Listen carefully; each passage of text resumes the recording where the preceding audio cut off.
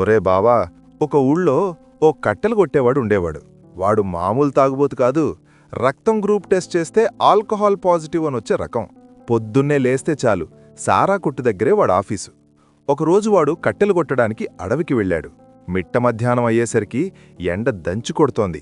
వాడికి గొంతెండిపోయి తగని దాహం వేసింది. అడవంతా అటూ ఇటూ గాలించగా లాస్ట్కి ఓ చోట రాళ్లగుట్టల మధ్యలో ఒక చిన్న కోనేరు కనిపించింది. గబగబా వెళ్ళి ఆ నీళ్లు తాగి దాహం తీర్చుకున్నాడు. కాని మనోడికి లోపలున్న తాగుబోతు ఆత్మ నిద్రలేచింది. ఆ కోనేరు పక్కనే ఉన్న రాళ్లను చూసి వాడికో పిచ్చి కోరిక పుట్టింది.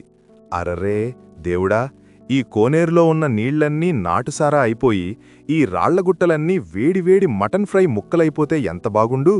అలా జరిగితే కడుపు పగిలేలా మటన్ తిని పీకలదాకా సారా తాగి ఆ కిక్కులో ఈ బండకేసి నా తల పగలగొట్టుకుని హ్యాపీగా చచ్చిపోతాను గదా అని గట్టిగా డైలాగ్ కొట్టాడు. సరిగ్గా అప్పుడే ఆ అడవికి లైన్ ఇన్స్పెక్టర్ లాంటి వనదేవతకి వాడి మాటలు వినిపించాయి. అమ్మబాబోయ్, వీడెవడో సత్యహరిశ్చంద్రుడికి తమ్ముడులా ఉన్నాడే, మాట కోసం ప్రాణాలిచ్చేలా ఉన్నాడు. వీడి నిజాయితీనొకసారి టెస్ట్ చేద్దాం అనుకుని జస్ట్ అలా ఓ మ్యాజిక్ చేసింది. అంతే, మరుక్షణమే కోనేరంతా ఫుల్ బాటిల్స్ పోసినట్టు సారాలాగా ఆ రాళ్లన్నీ మటన్ మొక్కల్లా మారిపోయాయి. ఇంకేముంది, మన తాగుబోతికి పండగే. ఏమాత్రం ఆలోచించకుండా పొట్ట పగిలేంత తిని పీకలదాకా తాగి అక్కడే ఓ చెట్టు కింద ఫుల్లుగా పడుకుని గురకపెట్టి నిద్రపోయాడు. సాయంత్రం పొద్దుకుంకు తిన్న టైంకి వాడికి మెలకు వచ్చింది. హాయిగా ఒళ్ళు దిరుచుకుని బట్టలు దులుపుకుని తన ఇంటిదారి పట్టాడు. అప్పుడు వనదేవత సడన్గా వాడి ముందు ప్రత్యక్షమైంది. ఒరే భక్తా, నీ కోరిక తీర్చాను గదా, మరి సారా తాగాక బండకేసి తల పగలగొట్టుకుని చచ్చిపోతానన్నావు, ఇంకా బ్రతికే ఉన్నావేంటి అని సీరియస్గా అడిగింది.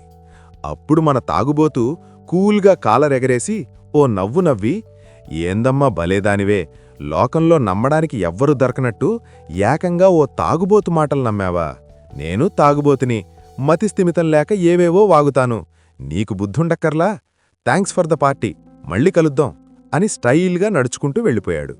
పాపం ఆ వనదేవతకు ఫ్యూజులెగిరిపోయి ఈడికి వరమిచ్చిన నా బుద్ధి తగలయ్యా అనుకుంటూ సైలెంట్ అయిపోయింది. కథ భలే నవ్విచ్చింది కదా మావా. అయితే ఇంకెందుకు ఆలస్యం, వీడియోకి వెంటనే ఓ లైక్ వేసుకో.